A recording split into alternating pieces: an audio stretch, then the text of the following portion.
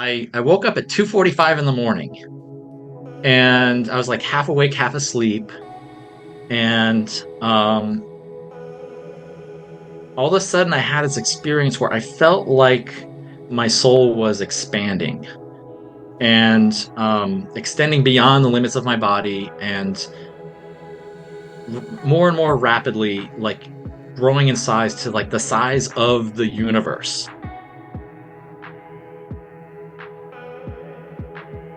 Where suddenly I didn't just feel that big, I felt I was the universe. Like I was still different and separate than the universe, but it was more like a piece of me was in everyone and everything, and a piece of everyone and everything was in me. And we were still our own individual separate entities, but there was this interconnection we all shared too. Hi, and welcome back to the podcast. Today's guest is an author, writer, actor, and angel communicator, David Michales, who will be joining us today to share his spiritually transformative experiences, as well as dive deep into conversation about spirituality and how you can connect to your guides today. So, guys, without further ado, I welcome you, David. Okay, cool. Yeah, I know most of your guests on your podcast have had an NDE themselves. I haven't personally. Sometimes, I admit like part of me has been jealous. I'm like, oh, those people have like gone to the other side and they've met God, and it's like there. I actually sometimes would pray like, can I have an NDE, please? And I no, I don't think that's part of my my life path, but I have had STE, spiritually transformative experiences, quite a few actually. There was one I posted about in the Facebook group. That's how we met. Um, Yeah. and then, as you mentioned, I have a my best friend. I mean, we're super close. She's like a sister to me, and she shared with me she had an NDE when she was younger, and everything she went through matches everything everyone else's stories talk about. I'm like, that's so cool. So yeah, I'm fascinated by all this stuff. Yeah, I will just start by asking you. So, when your best friend had her or he? Her, yeah, Her? Yeah, sorry. When yeah, your best girl. friend had her near-death experience, did you know anything about near-death experience prior to her mentioning it to you? Or like, what was your response when Um, she told you? yeah, I by the time we had met and become friends, was a good decade or maybe even 2 decades at that point since her NDE, and I had already learned about that a little bit in college. I was a religious studies major in school, so I learned Yeah. about all the different world religions. I learned about mysticism, and what I love about mystics, it's very similar to people who have NDEs, where regardless of your race, gender, religious background, ethnicity, or whatever, there are these people who have like this oneness experience where they encounter God outside of an NDE, but it's a peak spiritual experience where they feel connected to everything, and they all describe the same experience, the same thing, the same God, the same source, regardless of whatever their cultural or religious background is, which I find very fascinating and validating because I find it's easier to believe that's true because there's not cultural biases. So yeah, and I learned about who was it, Raymond Moody, his book Life After Life. He Yeah, was kind of yeah. the first guy to really make NDE public knowledge. So I read that book and was aware of it, but didn't really know too much. Um, just kind of like the basics. And then, she shared her story. I'm like, oh yeah, that sounds that matches. That sounds familiar. And everyone's story is a little bit different too. There's some flavors, some variations, and I feel a little weird sharing her story. We should get her on your podcast. But in her case, when she was, I don't think she had a life review right away.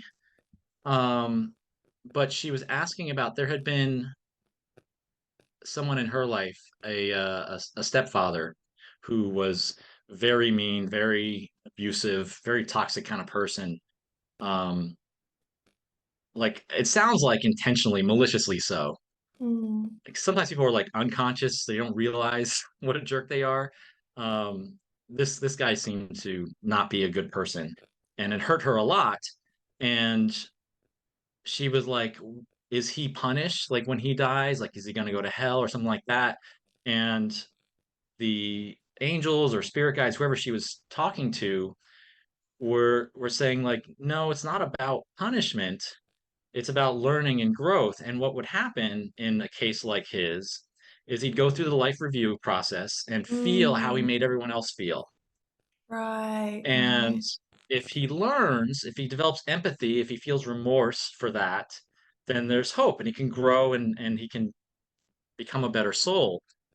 If he doesn't, if he's still like, ha ha ha, I don't care, I enjoyed dealing pain, then what she told me that she was told, this is third-hand knowledge now, um, is that he would stay kind of stuck in a loop in that life review, feeling the impact, how he made other people feel until he until he felt remorse or grew or healed or wanted to make things right, built Mm. that empathy. And then apparently if a soul resists that long enough, they kind of get like worn down and tired out. And as she explained it to me, if they absolutely refuse to learn and grow, eventually the soul gets so exhausted that it can voluntarily, of its own choice, decide to just kind of like dissolve and cease to exist, and its energy kind of like rejoins like the stream of life, but they're no longer like an individual. Wow. So this is what she told me she was told. Um, and Yeah. every step of the way, it was the soul's choice whether or not, they're going to grow or give up or not. So there really is no right or wrong answer with that which we choose to do here. We do choose, and I'm sure you've heard of this as well, like our life's blueprint. We all choose what kind of lives we want, what parents we want, friends, circumstances. And so, maybe that soul chose to go through that and return to oneness just to be like, "Oh, I can't do this. Like I just not capable of it." Maybe. I don't know. I've since did like a deep dive and started listening to every NDE story I could find on the internet. Right. There's several great YouTube channels out there, including yours. And yeah, in the past, really the past year especially, I've just been watching them constantly. I got really Right. like super fascinated and learning a lot, and it sounds like the common thread I keep hearing over and over again is we're here to learn about love, how to be more loving, what love is, what love isn't, um, to learn and grow as an individual soul, and to have fun. Like a lot will say, it's yes, life is a school, but schools have playgrounds, and we should be enjoying life too. So I really like that. I forget who said that, but I love that. That it's not just about the struggle of learning and growing, but we're here to enjoy life, to have fun, to celebrate the beauty of the universe, and to be as authentically you as possible. That you as Yeah. an individual are a unique creation, and you have a purpose and place in the universe. Like you belong, and you're beautiful, you're valuable, you're unique, and the universe, the world is richer, better, more beautiful when we're all our authentic selves. If we're Yeah. all like copies and clones and trying to imitate each other, we lose something in that as like a whole society, as a world, as a collective, all the life in the universe kind of thing. I love all that you just said. And I think it's really important to share with the people watching. If you want to explore your very own spirituality and grow, you need to learn to be your authentic self, take off the Right. mask. And a lot of times when you think about it, depression, which a lot of us have right now, it's generally the cause of wearing a fake character, someone that you're playing in this life that Often, yeah. yeah, and your mind is just saying, okay, I've had enough of being this character. It's time to step into my authentic self and share yourself. And that's when life really truly begins.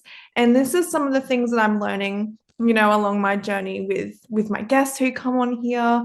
My prime objective for this podcast is to learn, share, grow, and expand myself. So I'd like to ask, you as someone who views these near-death experiences, how has it changed your life? In what way? And also, I guess, how do you view life now because of it?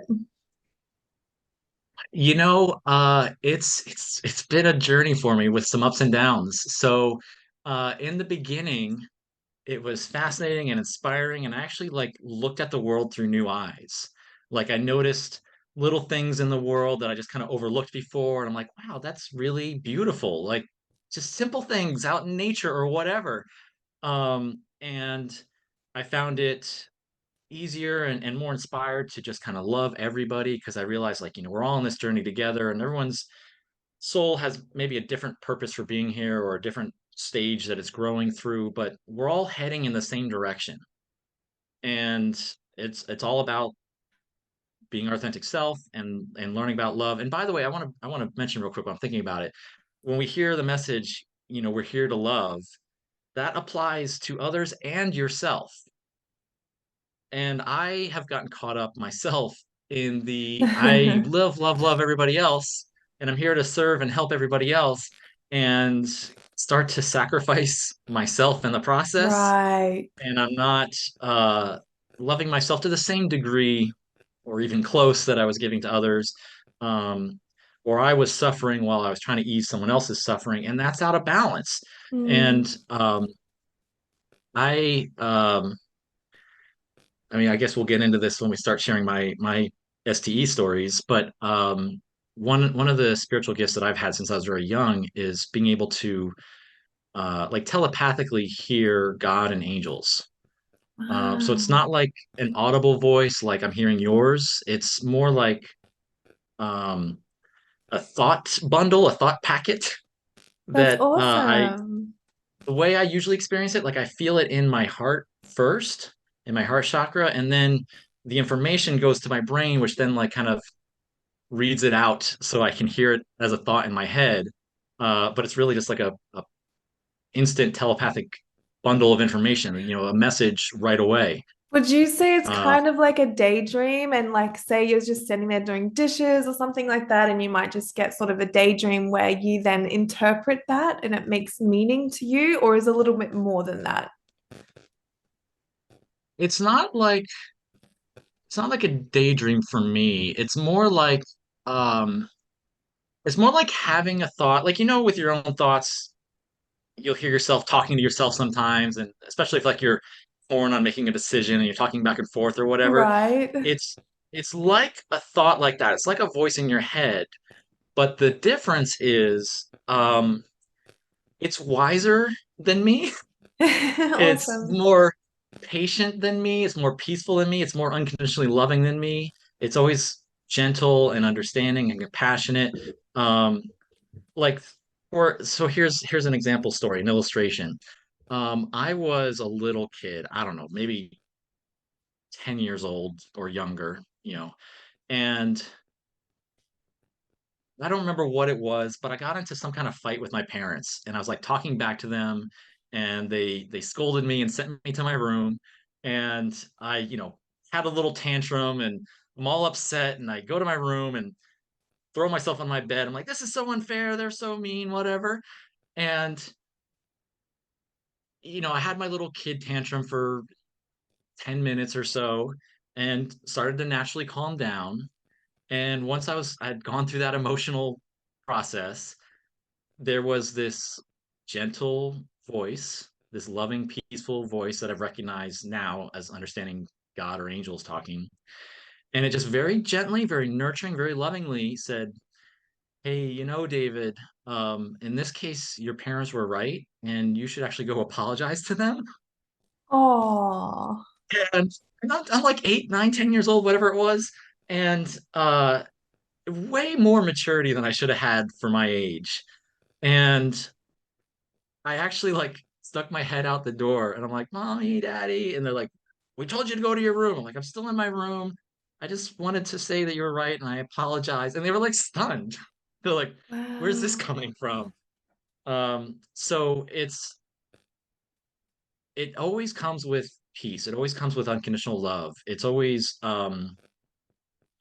because you got to be careful. Like I've made this mistake. I've seen other people make this mistake where your own imagination will talk back to you sometimes, or your own ego or whatever, and you Hmm. don't realize that's what it is, and you think it might be something divine talking to you.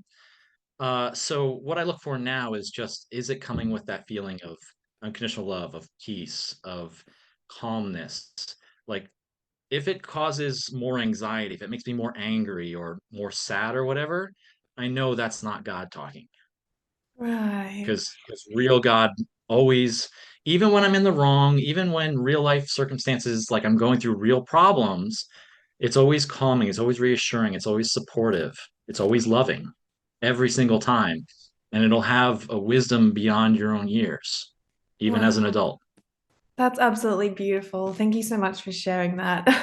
I absolutely love when you mentioned, as you were a child, you came and peeked your head out the door and was like, I'm so sorry, mom and dad.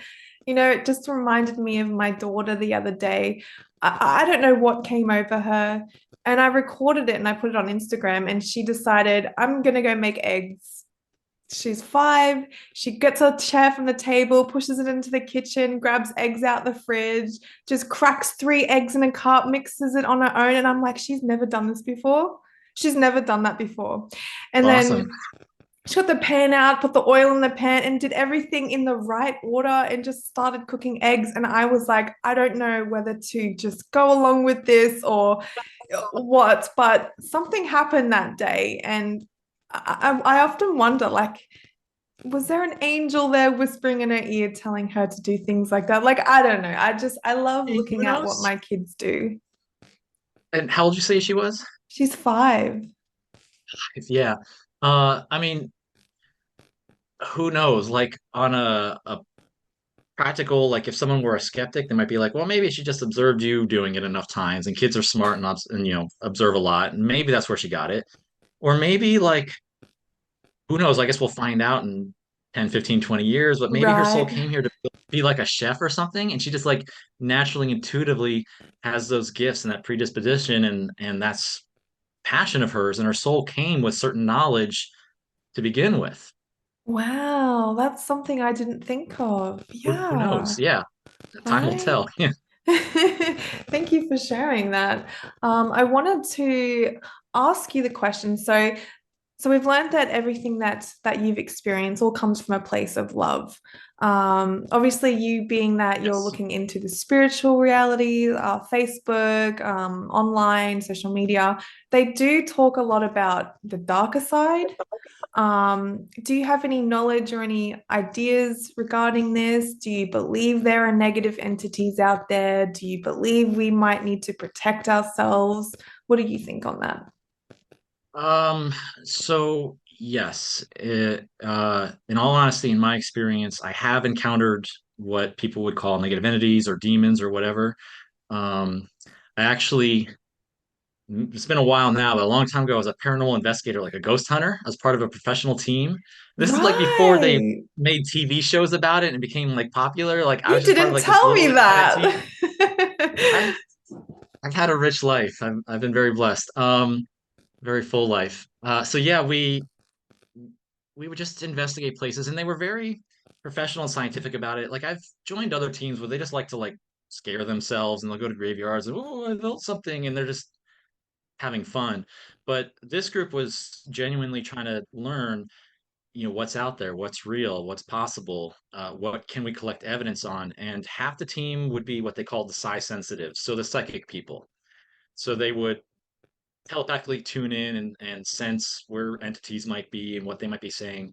And then the other half of the team was just pure science. They had all the cool gadgets and gizmos and taking notes on temperatures and EMF readings and all that kind of stuff, EVP, etc. And initially, we would all go through the property cold. So there, one person on the team would know anything, and that was the initial contact person from like the homeowner or property owner, and they would get just enough information to try to screen out like the scary demon hauntings and try to only do Casper the Friendly Ghost type hauntings. Like where it would seem like, oh, this is your grandmother or a deceased loved one or something like that who's still visiting and trying to get a message across versus something scary, you know? So whoever the contact person was that knew about the property would try to screen for the positive experiences, but once or twice a negative one slipped through. Um, but yeah, that was part of my journey too, learning a lot about before I learned about NDEs.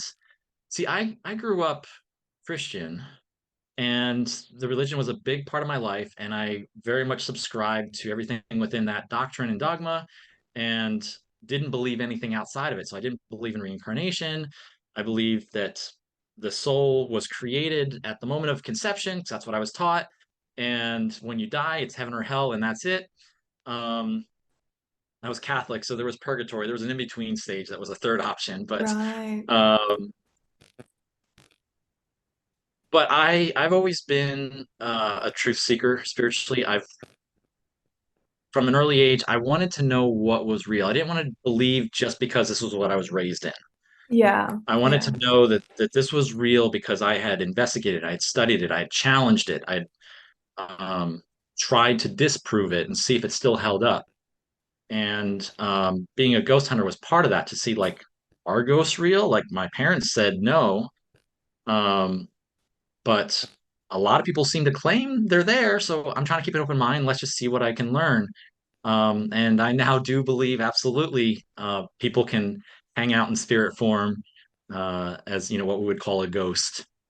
Yeah. But you asked about negative evil entities. So it's rare, but I have come across one, once in a blue moon. And what I've learned from that, and that I'll just share with anyone watching right now, is you don't need to be scared. You don't need to be afraid. In fact, if you do start getting scared, they can feed off of that, and it can make them a little bit stronger and just make them scare you even more. But it's not like Hollywood movies. They can't like they're not going to like physically move stuff around or like murder you in your sleep or anything weird like that. It's more an emotional, mental, spiritual thing where they're trying to scare you and either make you depressed or suicidal and then you hurt yourself, or Mm. you aren't paying attention and you trip over something. Like they're just messing with your head and messing with your emotions and trying to steer your life in the wrong direction. They can't like directly attack you or anything, not in my experience, to my knowledge. That only happens in TV and the movies. But Right. if you're worried about, so this is to anyone listening, if you're worried about that there might be a demon or an evil spirit of some kind, a malicious spirit, human or otherwise, um, they can't stand unconditional love. It's like antimatter to them. Like it's painful for them to exist in. So rather than getting scared, feeling anxiety, turn within, ask for support from God, from the angels, call them in, they will come. You just have to pray for it. You just got to ask for it. They're listening. You can say it out loud if you want, if it's helpful, but you can say it quietly in your heart. That works fine too. And ask them to surround you, to protect you, to comfort you so that you can calm down. And then just fill yourself up with unconditional love and send that energy outward.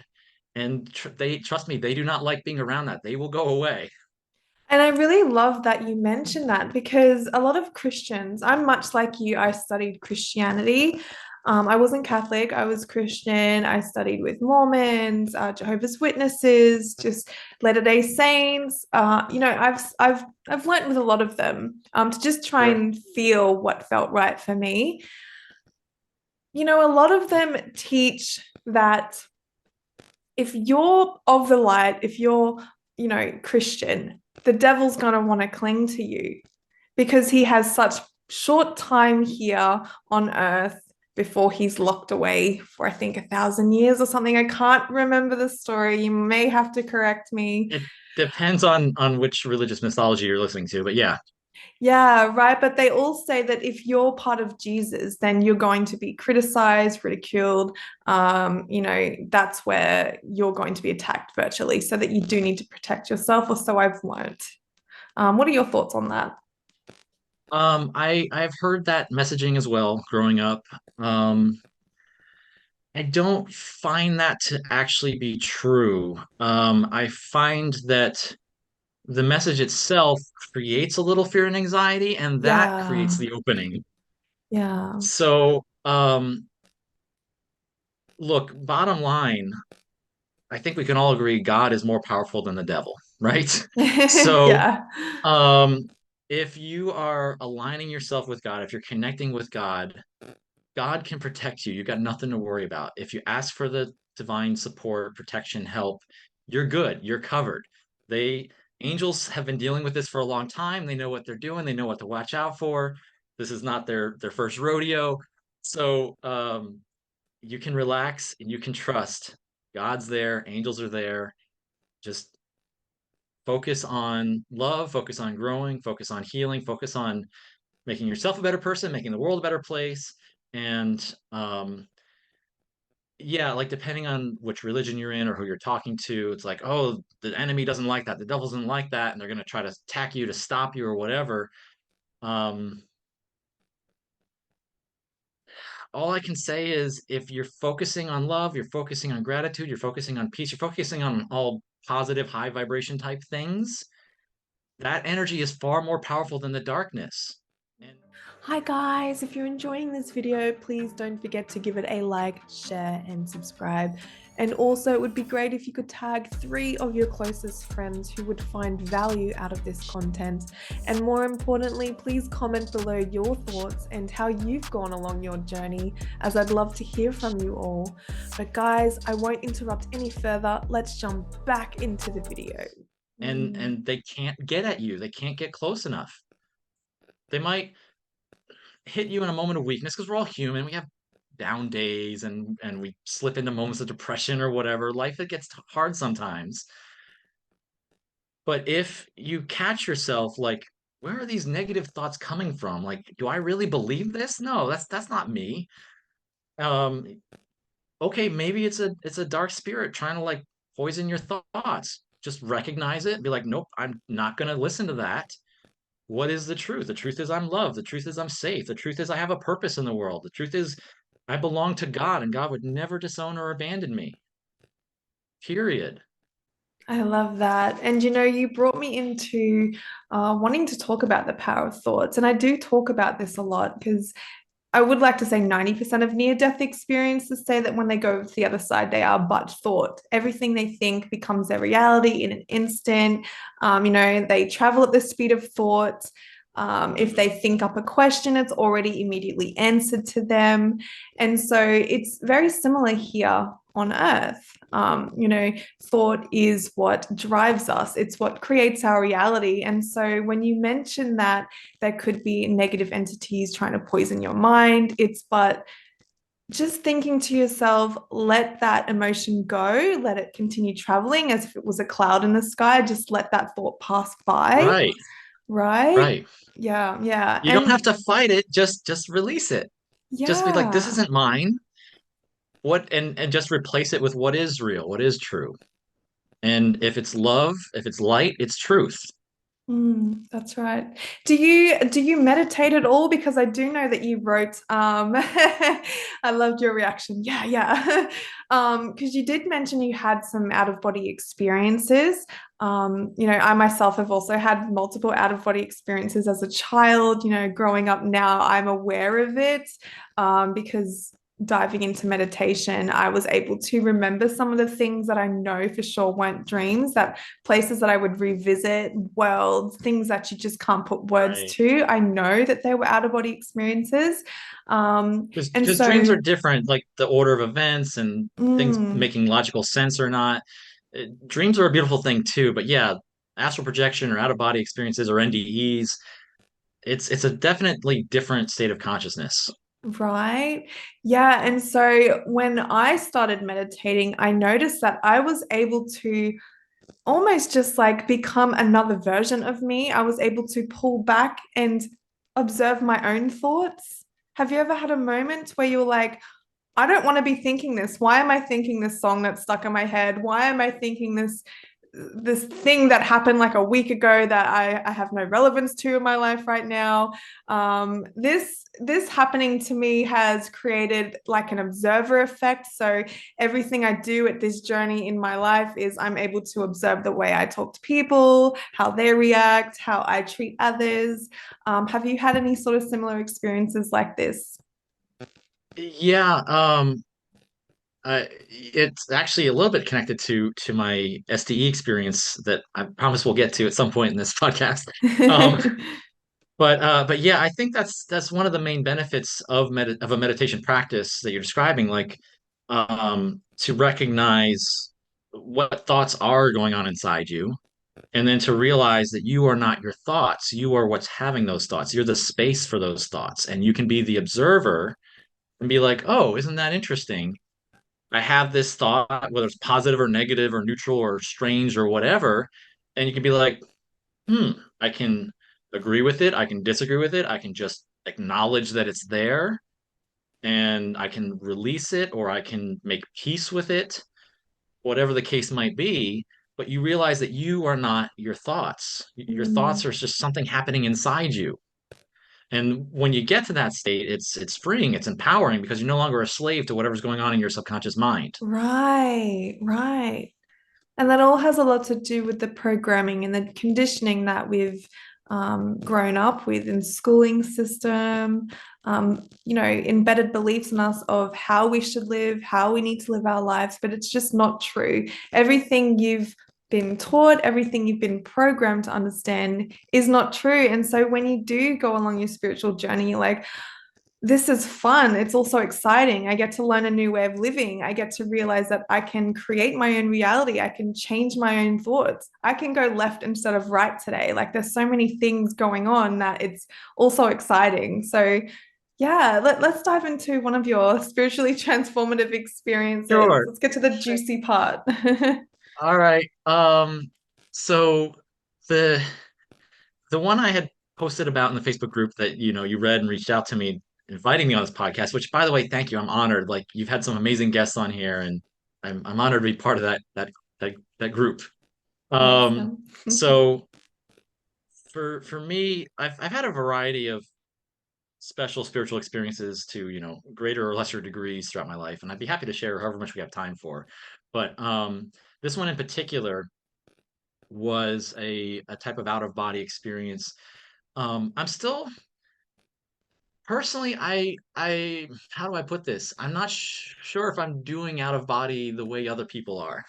So, because other people describes like, oh, like you're like actually stepping outside your body and you can like turn around and see yourself laying there and walk into another room and look around and see what's actually there. I haven't had that experience. I've always felt connected to my physical body to some degree. It's more like my awareness, my consciousness is beyond the limits of my environment and body. And in this particular case, um, I was going through a really painful, difficult time in my life. I, I love my parents. They're good people who are doing the best they knew how. But there was some really dysfunctional, unhealthy stuff going on. And I was in my early 20s, and this is 20 years ago. I looked it up because I've been journaling through most of my life, and I'm like, I must have journaled about this, and I wanted to refresh my memory, make sure I wasn't missing any important details for this podcast. And I found it. It was like April 20, 2003. So it was just over 20 years ago now. Wow. And yeah. So back then, yeah, I was mentally, emotionally not in a good place. I was pretty beat up. Um, and I didn't know at the time, but now with hindsight, there's a whole bunch of more abuse and stuff that was coming up that if I hadn't gone through this experience, it probably would have just broke me. I don't know that I would have been able to withstand and recover from it, but instead, this happened. So I think I was reading. I have it here. Hang on. I was so I wrote this the following morning. Yeah, I woke up at 2:45 in the morning and I was like half awake, half asleep. And all of a sudden I had this experience where I felt like my soul was expanding and extending beyond the limits of my body and more and more rapidly, like growing in size to like the size of the universe, to where suddenly I didn't just feel that big. I felt I was the universe. Like I was still different and separate than the universe, but it was more like a piece of me was in everyone and everything, and a piece of everyone and everything was in me. And we were still our own individual separate entities, but there was this interconnection we all shared too. And it was quite like emotionally, energetically intense. Like uh yeah, I don't want to be inappropriate here. There's nothing sexual about it, but you know how when you're about to have like an amazing orgasm, like just that explosion of energy inside of you, like it felt like that, like the entire universe was just exploding with energy. And it was Wow. like too much for my human brain to like comprehend and process. And I was just like kind of just barely, grasping what I could. And I saw how um because I've had this experience two different times in life, or very similar ones. And one of the times I was interacting with God more, and I was learning about, what I call God, or other people call source, the all that is, the universe. I use the word God because that's what I grew up with. I'm very comfortable, familiar with it, but it's not the old man with a beard in the sky, like judging Mm. everything we do. Um, I experience God like how people with NDEs describe it. Like it is an intelligence that is loving and it's light and it is everywhere and formless and permeates everyone and everything. Um, but yeah, it's some kind of it's aware, it's conscious, it's intelligent, and it is just pure unconditional love to whatever magnified degree you can comprehend, and then some. Right. And I've always understood God as an intelligence, as a light, more than like a human looking thing. Um, so I mentioned earlier, starting at an early age, I've been able to talk with and hear God back and forth.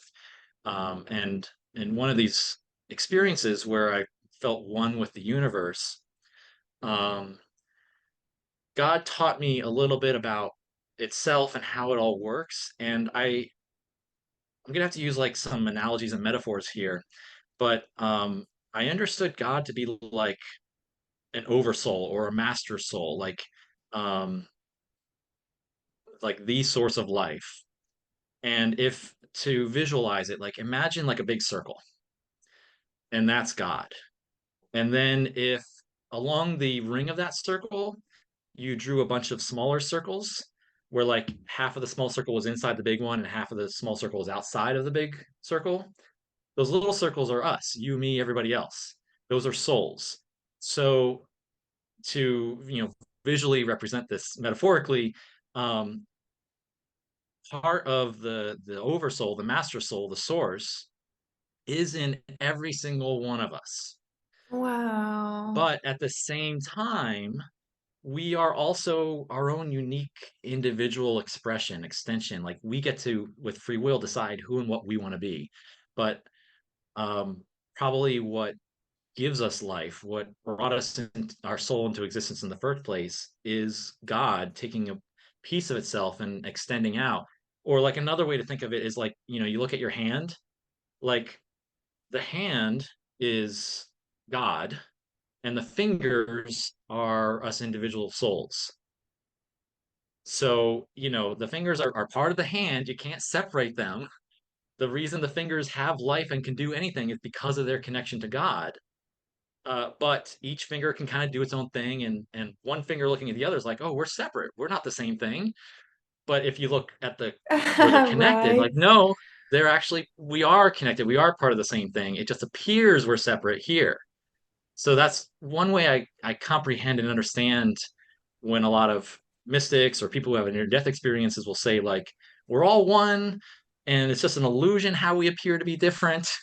But we are also individuals. Like, you get to be you, I get to be me, and we get to choose who and what we become and what experiences we want to have. And just like your fingertip can touch different things, I believe God is experiencing reality and itself through us, and everything else that exists, I'm pretty sure. So I believe we're meant to have rich and different experiences. I think, well, I know God feels what we feel, good or bad. Like, he feels our joy, he feels our happiness, but he also feels our pain and sorrow. He's right there with us.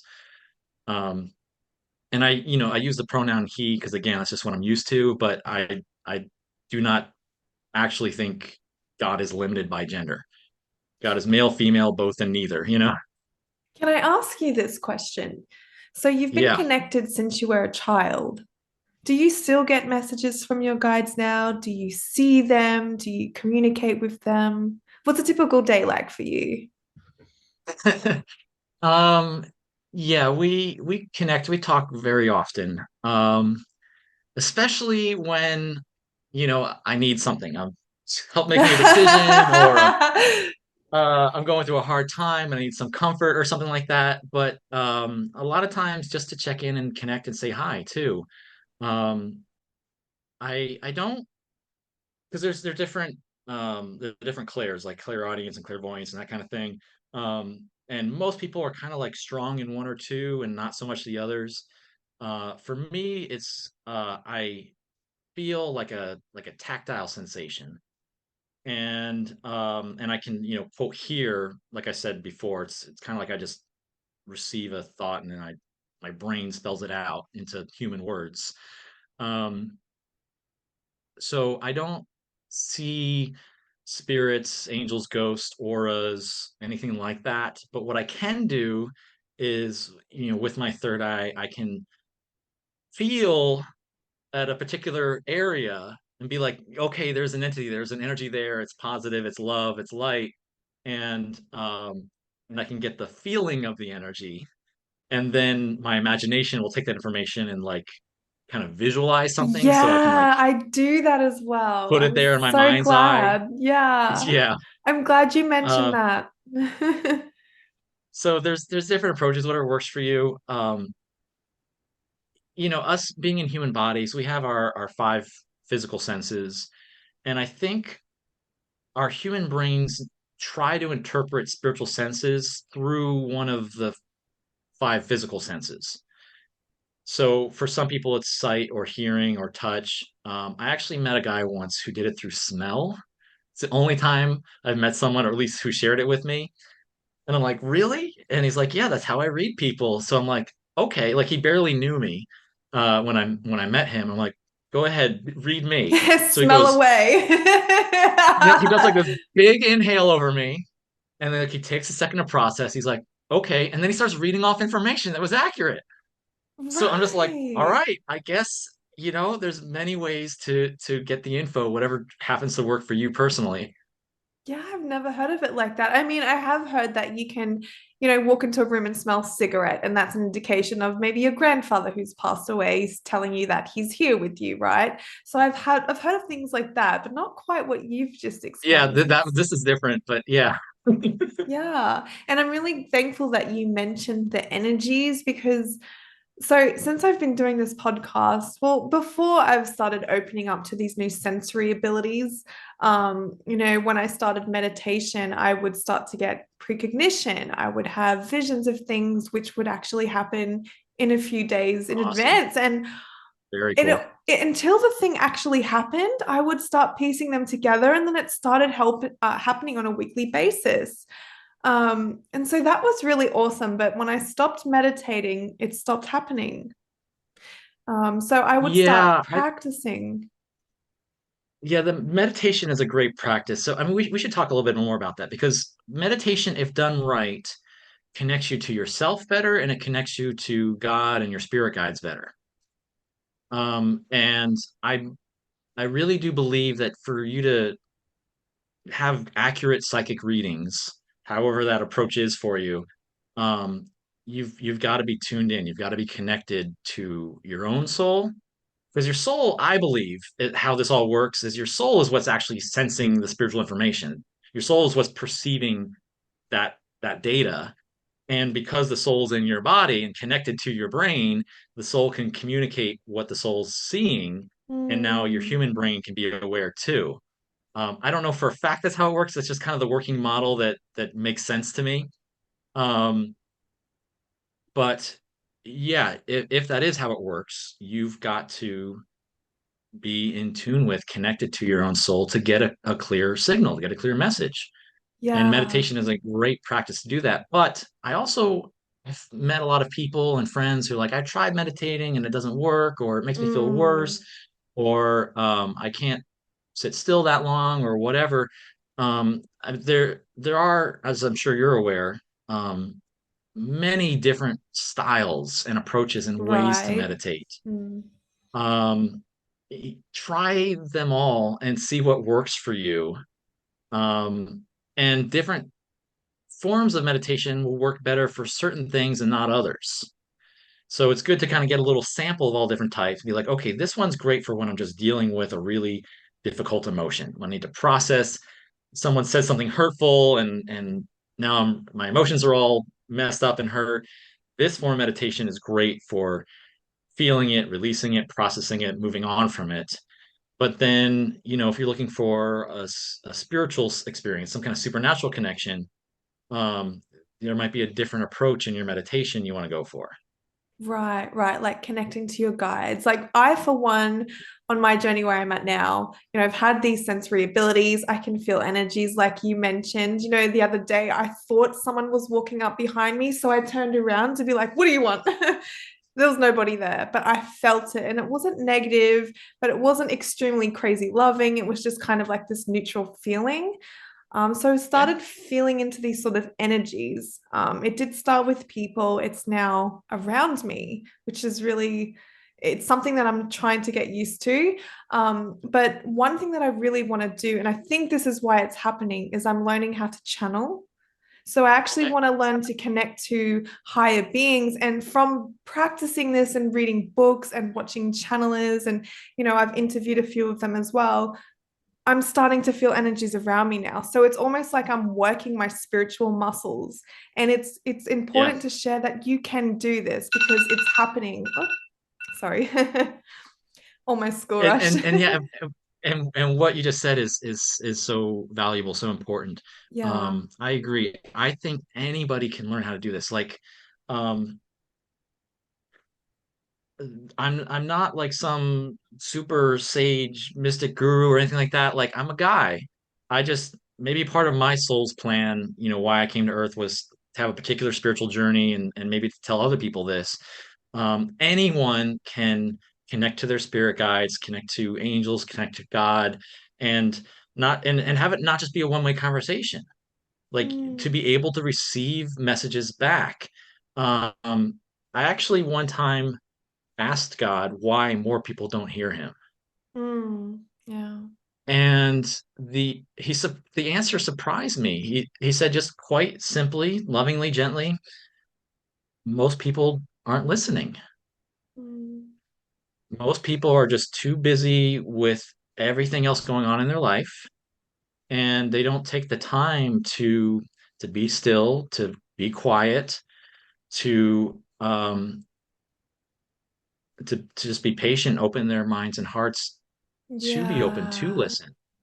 And to give the But viewers a bit of an idea really about that is, these days when we're doing the dishes, we're not doing it in silence anymore. We're listening to music or we're watching a program to catch up on, right? So it's all about quieting the mind, and it can be done by, doing art. You don't necessarily have to meditate straight away. It's yeah, just going for a walk out in practicing, nature, whatever. Yeah. right? Yeah. In fact, the Bible says that God is the still small voice.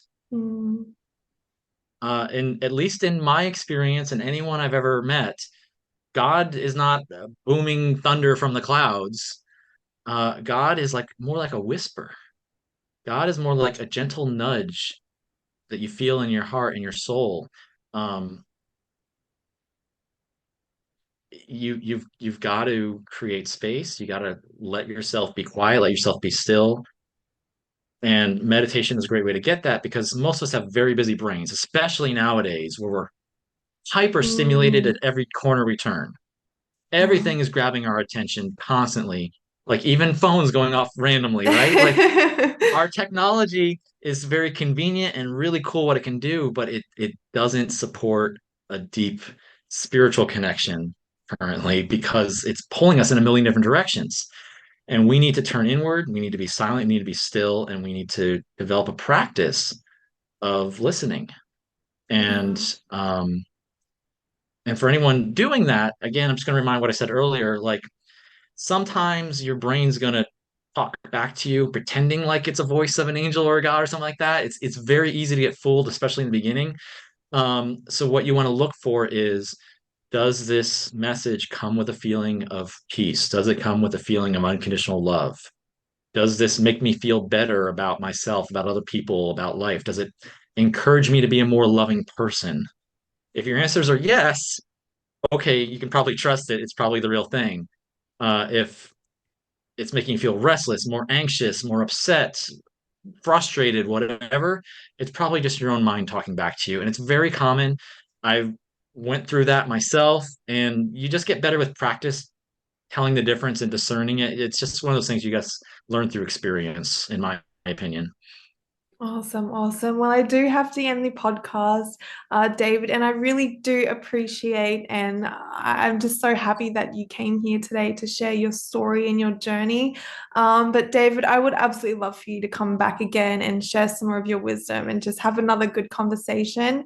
But Okay. if Yeah, I had fun. Yeah, yeah. And if you could share one last positive message to the viewers, if you haven't already done so.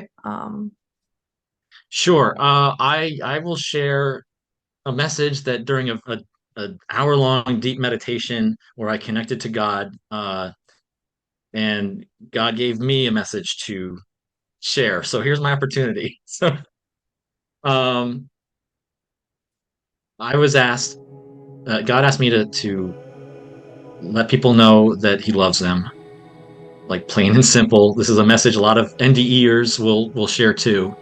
Um, God wants everyone to know He loves them, or she loves them, or it loves them, whatever pronouns you want to use that make you feel most comfortable.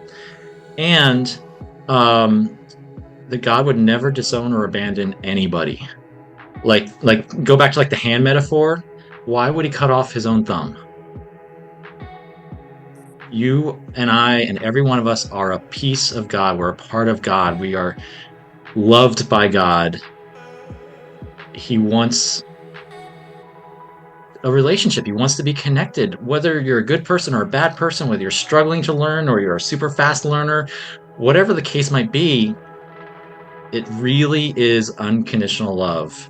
Wherever you're at, you're loved. Whoever you are, you're accepted and loved. And God wants everyone to know that, and that He would never reject, abandon, disown anybody.